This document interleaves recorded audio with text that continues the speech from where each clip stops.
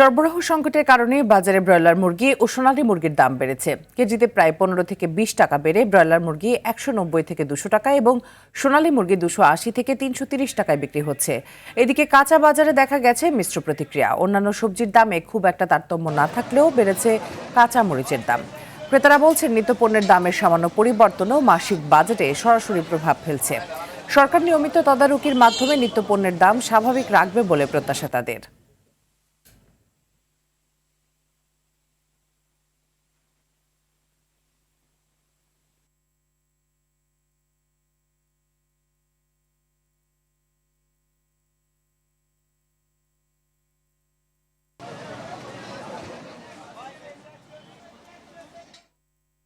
দর্শক, এই মুহূর্তে রাজধানীর কারণ বাজার থেকে বাজার পরিস্থিতি জানাতে আমাদের সাথে সরাসরি যুক্ত হচ্ছেন আমাদের সহকর্মী তৌফিকুল ইসলাম আশিক। আশিক, জানাবেন নিত্যপণ্যের দাম কেমন এবং ক্রেতা বিক্রেতারা কি বলছেন? মিতু, সকাল থেকে আমরা রাজধানীর কারওয়ান বাজারে অবস্থান করছি এবং কারওয়ান বাজারের যে বিভিন্ন ক্রেতা এবং বিক্রেতা তাদের সাথে আমরা কথা বলার চেষ্টা করেছি। তাদের সাথে আমরা কথা বলে যতটুকু জানতে পেরেছি, নিত্যপণ্যের যে বিভিন্ন পণ্য রয়েছে সেগুলোর দাম তেমন একটি বাড়েনি, তবে দাম বেড়েছে মুরগির। এখানে ব্রয়লার মুরগি এবং সোনালী মুরগির কথা যদি বলি, প্রতি কেজিতে 20 টাকা করে এই মুরগির দাম বেড়েছে। এবং আমরা ক্রেতা এবং বিক্রেতাদের সাথে কথা বলে যতটুকু জানতে পেরেছি, বিক্রেতারা বলছেন যে বর্তমানে বিভিন্ন অঞ্চলে গরম বাড়ার কারণে ব্রয়লার মুরগির দাম কিছুটা বেড়েছে।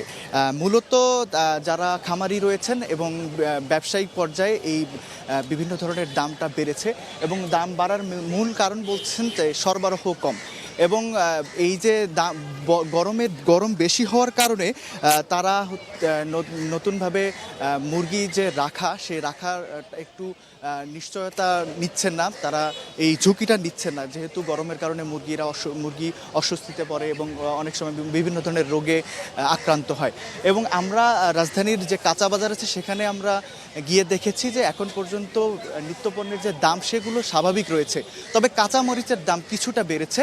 এবং ক্রেতারা যারা বলছেন যে বাজেট পরবর্তী যে সময়, সেই সময়ে যে একটা আশঙ্কা থাকে নিত্যপণ্যের দাম বাড়ার, সে দাম বাড়ার এখন পর্যন্ত তেমন কোনো প্রভাব পড়েনি। এবং আমরা জানি গত মঙ্গলবার যে বাজেট পাশ হয়েছে, এরপরে এখন পর্যন্ত যেহেতু কোনো প্রভাব পড়েনি, যারা ক্রেতা রয়েছেন তারা চাচ্ছেন যে যত দ্রুত সম্ভব সরকার সব কিছু যাতে তদারকি করে এবং বাজার নিয়মিত তদারকির মাধ্যমে এই যে বিভিন্ন নিত্যপণ্যের দাম সেগুলোর দাম অনেকটা কমে আসবে বলে তারা আশা করছেন। এবং বিক্রেতারাও বলছেন যে সরবরাহ যদি সঠিকভাবে থাকে তাহলে তারা এই যে বাজারের বিভিন্ন পণ্যের দাম সেটিকে তারাও একটা স্বাভাবিক পর্যায়ে রাখার চেষ্টা করবেন।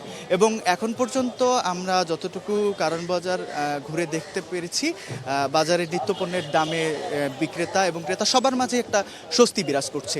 এই ছিল আজকে আমার কাছে রাজধানীর কারওয়ান বাজার থেকে বাজারের সর্বশেষ পরিস্থিতি। ধন্যবাদ আপনাকে।